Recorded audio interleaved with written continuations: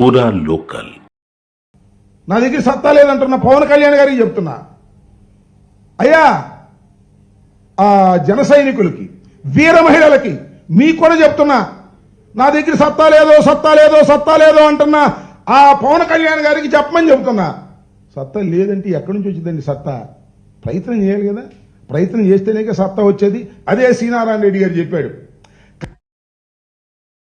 కరగనిదే కొవ్వొత్తి కాంతినెలా ఇస్తుంది, కరగనిదే కొవ్వొత్తి కాంతినెలా ఇస్తుంది, మరగనిదే నీరు ఎలా మబ్బు రూపు దాలుస్తుంది, మరగనిదే నీరు ఎలా మబ్బు రూపు దాలుస్తుంది, నలగనిదే అడుగులెలా నర్తించబడతాయి, మలసనిదే రాయి ఎలా శిల్పంగా మారుతుంది, మలసనిదే రాయి ఎలా శిల్పంగా మారుతుంది. అయ్యా పవన్ అన్నా, అసలు నువ్వు ప్రయత్నం చేస్తే కదా.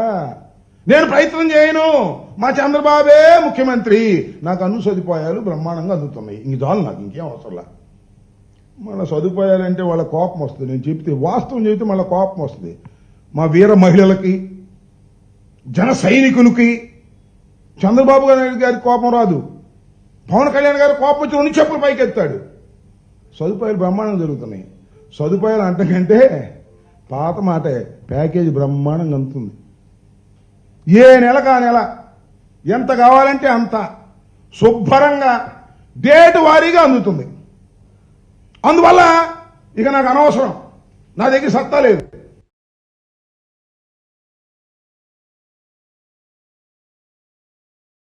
తీసుకోవటం సేవ చేయటం, తీసుకోవటం.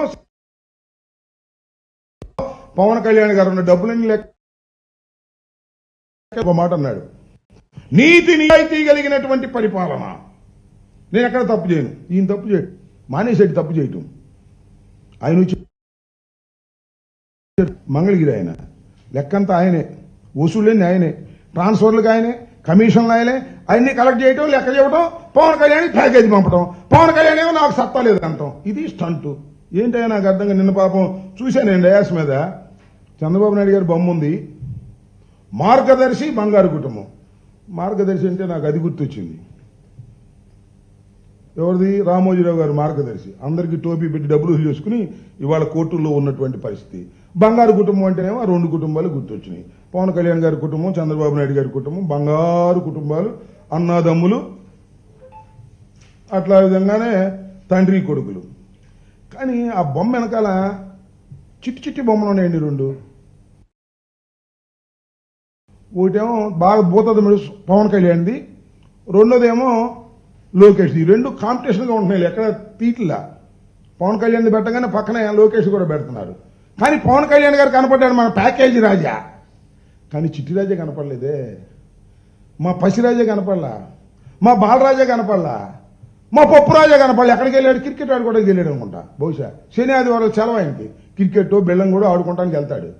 శని ఆదివారం ఆయనకి సెలవు, మన చంద్రబాబు నాయుడు గారికి 15 రోజులకు ఒకసారి సెలవు, మన పవన్ కళ్యాణ్ గారికి ఏమో మరి ఎప్పుడు సెలవు వస్తుందో ఎప్పుడు ఉండదో తెలియదు. మొన్న రాలా, అంత ముందు రాలా క్యాబినెట్ మీటింగ్లకి, మళ్ళీ వాళ్ళు వచ్చాడు. మరి ఇది ప్యాకేజీ మహత్యమో ఏం మహత్యమో మాకు తెలియట్లా. ఆయనకి అసలు సెలవులు ఉంటాయో ఉండవో అర్థం కాదు.